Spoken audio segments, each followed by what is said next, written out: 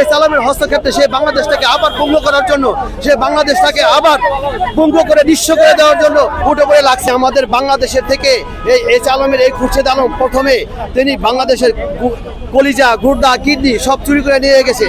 তারপরে আবার সেটা যখন রিস্থাপন করা হয়েছে, তারা আবার সেটাকে আবার সেই গুর্দা, কিডনি, কলিজা এটাকে চুরি করে নিয়ে যাওয়ার জন্য গ্রাহকের যে আস্থা আছে সেটাকে পূর্ণ করে দিচ্ছে।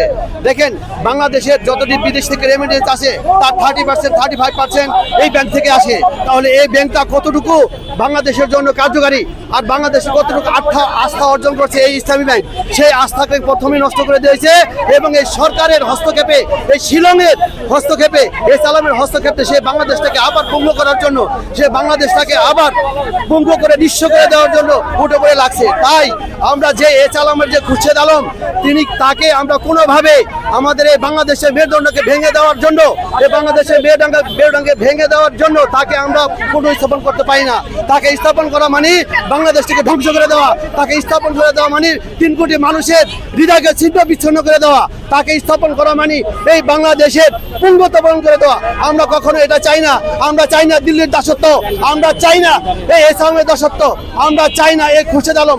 অবিলম্বে এই এস আলমের খুরশেদ আলমকে পদত্যাগ করতে হবে।